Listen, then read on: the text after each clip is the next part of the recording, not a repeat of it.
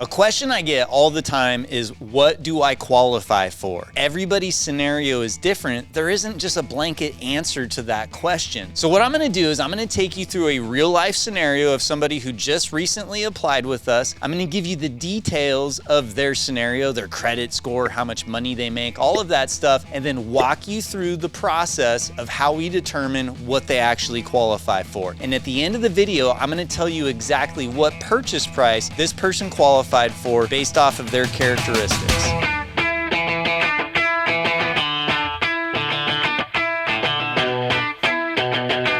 All right, so this person, we'll just call it Mr. Smith. Mr. Smith has a 688 FICO score. Now, when it comes to mortgage lending and credit scores, remember that mortgage companies are gonna use the middle of your 3 credit scores. So you've got Equifax, TransUnion, and Experian. Whatever the middle score is, that's the one that's gonna be used for qualifying. Also, they use a specific version of FICO. So like the Credit Karma or the free credit monitoring credit score that you see online, that's not the score that the mortgage company is going to use. So Mr. Smith has a 688 FICO. He's also a full-time employee. He has a W-2 job. He's not self-employed. He's a W-2 wage earner, and he makes about $90,000 per year. He's been saving up for his down payment, and he's accumulated a little over $20,000 that he can put towards his purchase transaction. And when it comes to monthly consumer debt, Mr. Smith has $347 per month in credit card payments and a small auto loan.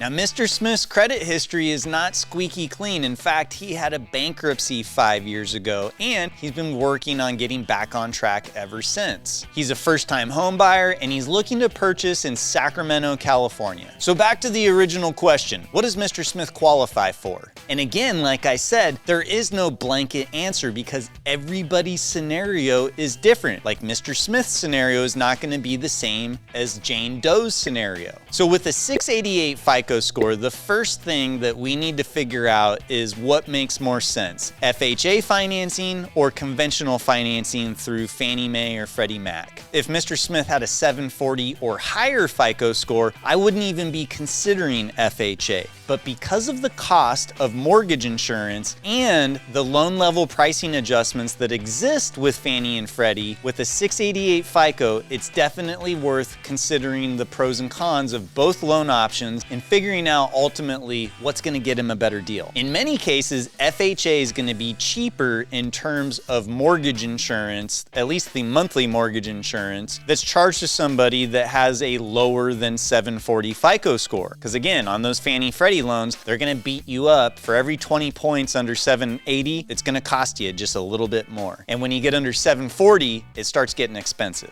But FHA is not all sunshines and rainbows. You gotta remember that with FHA, they're gonna charge what's called a upfront mortgage insurance premium, which is gonna run you 1.75% of what you borrow. That's a pretty hefty fee to pay. So again, it becomes a balancing act of what makes more sense in terms of monthly payment and total cost to get the deal done, FHA or conventional. And in Mr. Smith's case, with a 688 FICO, on the surface, it may look like FHA is the better deal. But in Mr. Smith's situation, in fact, conventional financing is gonna make more sense. Why? Well, first off, guys, this is where I have to point out the importance of working with a mortgage professional that knows about all the different loan programs and isn't just trying to squeeze you into a box on a shelf somewhere because it's easier and it's a lot less work than doing a deep dive into all the available programs to see what can get you the most bang for your buck. Now, with Mr. Smith, I had mentioned he's looking in Sacramento, California, and he makes $90,000 per year. Well, guess what? In Sacramento, California, the area median income limit, 80% of that limit, is about $92,000, which means that at $90,000 a year, Mr. Smith is actually eligible for both Fannie Mae and Freddie Mac's affordable loan programs, which come with reduced interest rates, reduced mortgage insurance premiums. And so I got to compare the two. Like if Mr. Smith made $150,000 a year, the FHA loan's actually going to make more sense. But in this scenario, because of the county that he wants to buy in, because of his FICO score, because of his income limit, he can actually get a home ready or home possible loan, which is going to be a better deal. So in Mr. Smith's circumstance, ultimately, when the dust settled, a Fannie Mae home ready loan made the most sense. And guess what? It gets a little bit better. Because of Mr. Smith's income, he's actually eligible for a free grant program as well. So not only are we able to get him the home ready loan with the reduced rate, with the reduced fees from Fannie Mae, but we can also get him up to $4,000, which is immediately forgiven. It's not a loan, and he can actually use that money towards his down payment or closing costs. So now, Mr. Smith, not only did he have 20,000 bucks saved up on his own, he's got an extra $4,000 to work with. Free money, it's a grant, not a loan. So now that I've figured out the perfect loan program for Mr. Smith, the next step in my process is to figure out exactly how much he can actually qualify for. I had mentioned he makes $90,000 a year. So if you take $90,000, divide that by 12 months, you get $7,500 bucks. That's his monthly gross income. Well, on Fannie Mae loans, you can have a debt to income ratio of up to 49.99%. So 49.99% of $7,500. And that comes out to $3,749 bucks. So that means that Mr. Smith's new mortgage payment, when I include his principal and interest payment, when I include his property taxes, his insurance, his PMI, because he's not putting 20% down, when I include the whole enchilada and I add in any monthly debts that he has. So I had mentioned in the beginning of the video, he has $347 a month in credit card payments, basically. So when I add $347 in credit card payments, along with his new total all-in monthly mortgage payment, it cannot exceed $3,749 bucks, which was 49.99% of his monthly income. And like I mentioned, he's got $20,000 of his own money, he's got $4,000 in grant money, so he's got a total of $24,000. Now let's assume that his closing costs are going to be 2.5% of his sales price. Maybe it's a little bit less, maybe it's a little bit more, but we're making an estimate right now to try and figure out what Mr. Smith actually qualifies for. So when we take the income, we take the monthly debts, we take the approximately $24,000 in cash available for the transaction, and then we factor in that 2.5% in closing cost, get out the abacus, carry the two. Basically, when the dust settles, Mr. Smith qualifies for a purchase price of roughly $400,000. With a 3% down payment, that would make his total monthly mortgage payment roughly $3,400 per month. So when we add in that existing credit card debt, that adds up to an amount that is right under the 50% debt to income ratio limit that he's gonna have on a Fannie Mae or Freddie Mac loan. So Mr. Smith, he's now got his pre-approval in hand, he's out shopping. The next steps, by the way, once you get pre-approved, that's when you really wanna step into action with your real estate agent. Start looking at properties and you're ready to write an offer. You've got your golden ticket, you've got your pre-approval letter. You can actually perform on your financing and take action on buying the house. Now, I wanna remind you that it's very important. Everybody's scenario is different. So Mr. Smith's scenario isn't gonna be the same as anybody else's scenario because everybody's got different FICO, different job, different credit history, different needs, different down payment amount. Everybody's scenario is a little bit different, and there's literally thousands of loan programs that are in existence. So it's important that you're working with a mortgage professional that has access and knowledge about all of the available options so that they can figure out what the best deal is for you. If you've got questions about your available options, reach out to us. Our contact information is below. My team would love to help you out. We'll get you all the information you need to make an educated home buying decision. If you haven't already, guys, do me a huge favor. Tap that like button, subscribe to the channel, and I'll see you on the next video.